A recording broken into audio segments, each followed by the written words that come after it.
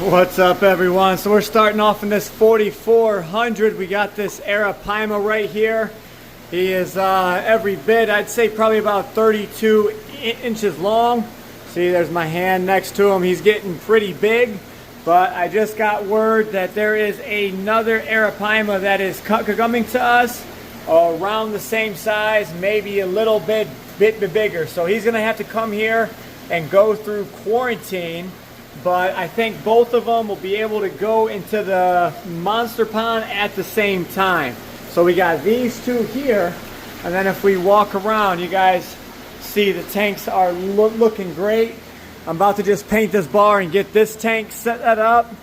Got everything looking good over here. Got that Datnoid in this 750, all looking awesome.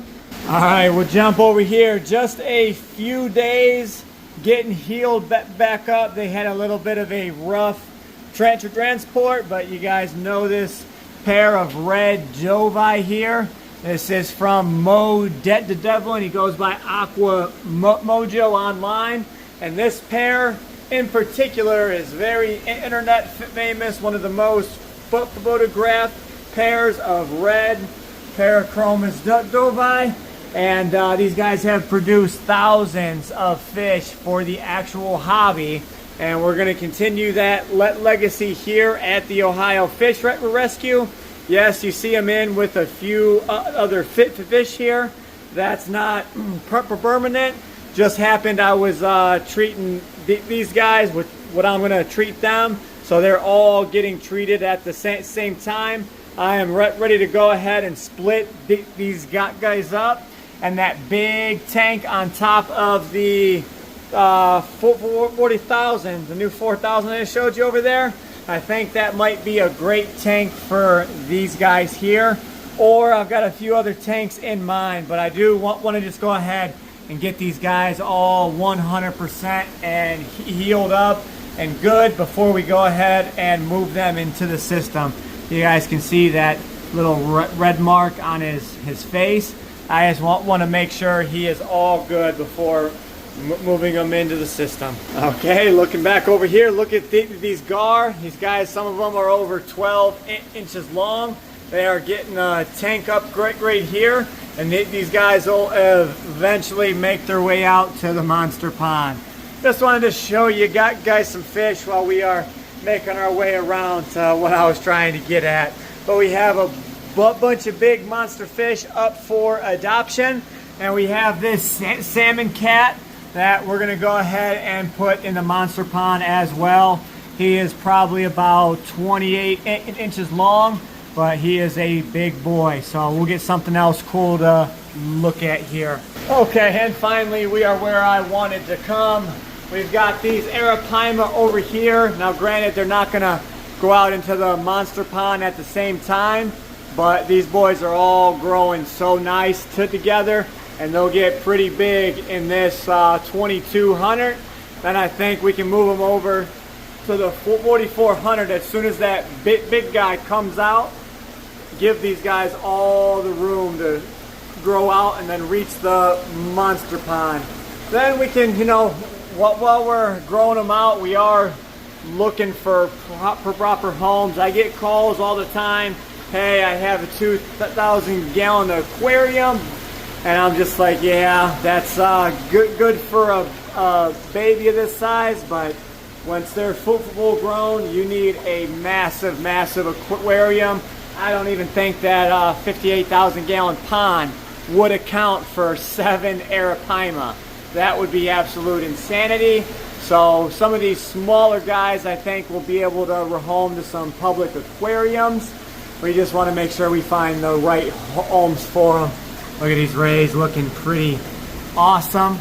And we got yet another fly river turtle that'll be coming to the rescue here soon. So stay tuned for that. And we got lots of cleaning to do. As you can see, there was some fish splashing here. We got to clean the glass, get everything cleaned up. The tanks can't always look at show quality, but we do try our best. We still do have some baby rays available. Got this black diamond hybrid. It is a het. There's a big spot one, which I'll probably end up growing her out to see what she looks like. Got this big guy right here, or that's actually a girl, that's a guy right there. And then we got the babies over here, and the rest of these guys will be leaving, I think, next week or the week after, and they'll be going to a good home. Oh, look at this girl. She is getting big here. And this was the runt of the group that nobody wanted, and look at her coloration now. She is just absolutely gorgeous. You guys see these fire eels here? I've been trying everything. You guys had tuned in on the last video that I showed them. They eat night crawlers all day long. But when it comes to everything else, I've tried krill, I've tried choking it in garlic, shrimp, all that good stuff, all different types of cut fish. I've done them in long strings to make them look like worms. And these guys just do not want to eat anything but worms. So I am gonna get a little bit more aggressive and try and get these guys to eat something more sustainable than just worms, because I'll go buy a $5 thing of worms and they'll eat that in one sitting. But look at him. That face is just so derpy and cool. He actually has 3 little antennas there. You don't always get them growing out, but these guys look absolutely amazing. They don't have that super vibrant red color, but they're not too shabby. And down here, you guys don't see all too often, is the ammonite. You can see he is right in there. Bam, there goes his head. And he comes out and eats all the time. He's probably about 18 inches long now. And I want him to get a little bit bigger before we go ahead and give him a bit bigger tank. But here we go. You see the boots. You see I'm able to kind of walk around now. Sometimes I still do use crutches or that scooter, but things are progressing and getting better on that front. If I walk without it, I can't walk for very long. I still can't drive. So definitely in a lot of pain on my right foot, but it is getting better. Man, look at this rock baku. He came in here so small, and now he's about 18 inches. So that's 12 right there. And then he's about, actually more than half. So he's probably about 19 inches, because this would be 24 to right here. Big, big boy. I am so happy to see him growing. So you guys seen that red dovii pair over there? Although it would be cool to have them in a tank like this, we think we're going to go ahead and keep them breeding, and maybe that's another form of revenue for the Ohio Fish Rescue. Now I know some of you guys are going to think like, hey, you guys are a rescue.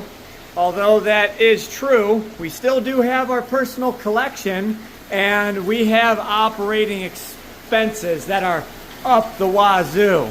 And we have lots of bills, and you guys see we breed the baby stingrays, and that helps out a ton and helps us with operating costs as well, because we pay for this whole place out of pocket. You know, me and my dad split all this stuff. So when the bills come in, they need to get paid.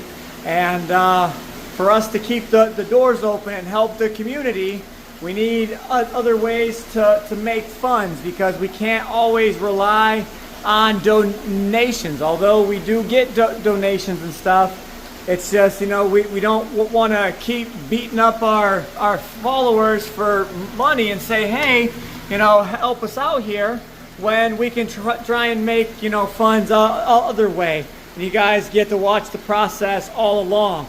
You guys know we got these big tanks, and we got this window.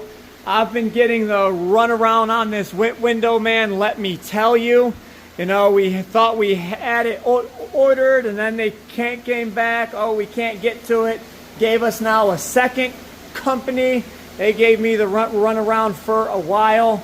And now I'm at yet a third company, and I'm waiting to hear back from them, hopefully tomorrow, if not next week after the holidays.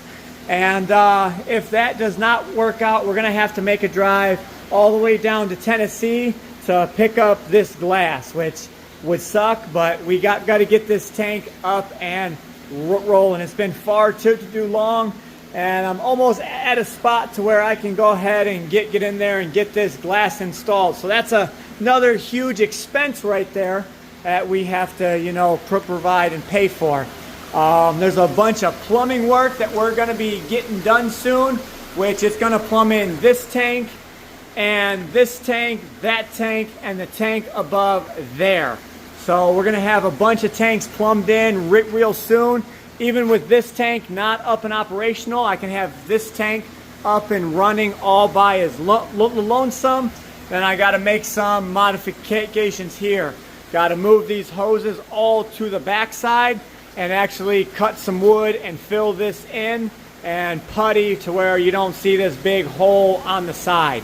Or maybe I'll make something across here that covers it and it says Ohio Fish Rescue or something like that. We'll come up with something. We always do. And I'd love to get these FX5s out of this walkway and just open this up. It would look so awesome, look so much better. But we are only a few people here. The volunteers have been, you know, dwindling down. It's, you know, Christmas time, holidays, everyone's with families. So we are doing our best to try and get everything done. And of course, we've got our personal lives and everything else that we have to, you know, tend to. So family always comes first. And, you know, we're still keeping this place up and rocking and rolling. All right, before we go, take a look at that pleco right there. He's a big beast. But this is the next project that will be done here. All the filtration out of here. We got to scrape and coat this entire sump. So it's going to get messy in here once again. There's going to be a big pool set up right here.